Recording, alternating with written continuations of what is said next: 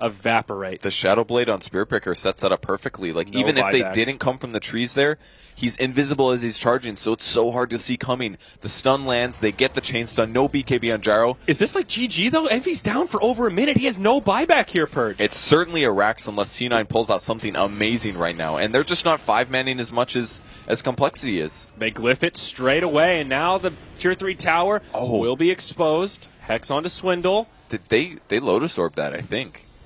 Oh, yeah, you're right. Now Swindle initiated on. He'll pop his BKB. The Dream Coil has been used, but it's only on one. Oh, he broke his tether. He's stunned for 4.5 seconds. That gives him some advantage here. The ward's almost down. Great stun from Misery. Ziz is going to go down. The Nether Ward does end up falling, and they're trying to do their best to hold them back. Gyro's up in 34 seconds. No Tail goes down, though, so 2 versus 1.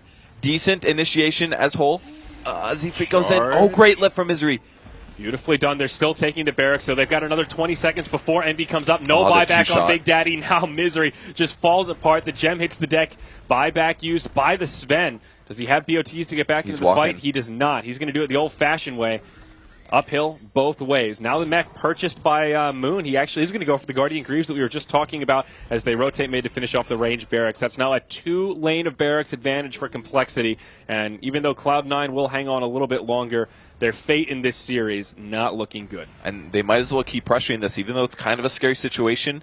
With Sven being dead, they still have 2 dead heroes. 1 dead hero. Bounty Hunter does not have buyback here. Rubik buying back. Are they going to initiate first? Eternal Envy. He comes out the other side. He just gets destroyed. He still doesn't have a buyback. He's out of the game for a minute and a half, and now it seems to be all over for Cloud9. Wow. They call the GG, and Complexity take a 2-0 over C9 in a very impressive series. What a performance from this team. This team is just so good. Like, every single one of their players knows their roles, and they're playing full teamwork.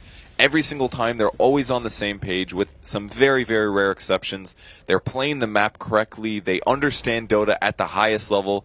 It's so clear to see, and their drafting is also top tier. And they play a little bit differently as well. Like as we said before, the Ziz roaming on Sven, so it's catching other teams off guard. They're feeling way more pressure than they normally expect. Like, it seems like all the other teams, they rely on like one hero to be that pressure hero. They pick a bounty hunter, and teams can't deal with that. Well, when your entire team on Complexity pressures, and they all kind of play like cores, and they all have perfect teamwork, how do you beat them? Like, because they just look amazing right now. We haven't seen them versus the other top performing teams.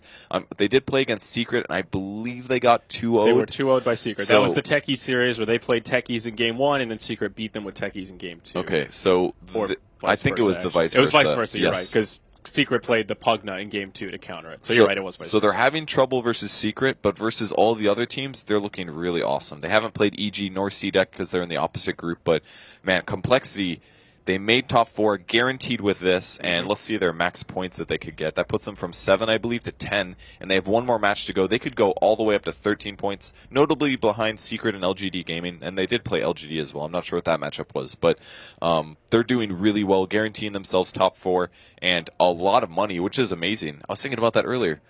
A lot of these guys kind of came out of nowhere. I mean, obviously they were very big Han players, but at least in the Dota 2 scene, a lot of them coming out of nowhere and placing so high. Ziz in particular, he's actually the first Latino American player ever in a TI. So it's for him in particular that he really came out of nowhere. He doesn't have a long competitive history. So. Competitive history, yeah. He's a very long-term NA Dota player. Yeah, and a lot of people knew about him from there and knew he was the top player. But he's making it work on this team. Absolutely. And Complexity just obviously has the teamwork down. They take a 2-0 versus Cloud9. That puts Cloud9 at 10 points. They have, I don't think they could tie with Fnatic if Fnatic gets 2 2-0s, but Cloud9, that was their last game, by the way, so they're stuck at 10 points. There is a chance that they could go tied with Fnatic, and Fnatic could then advance over them. Cloud9 could be bottom 4 because of this. They need at least one win to guarantee their top 4, so things get scary. Who's Fnatic playing then? They're playing LGD, and then they play Complexity next on Stream 1. Okay. So I think they're still playing LGD right now. Let me check some spoilers, because I'm sure Game 1 has shown,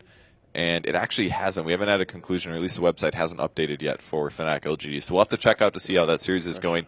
Oh, yeah, the refresh button. Good idea. You're smart. That might help.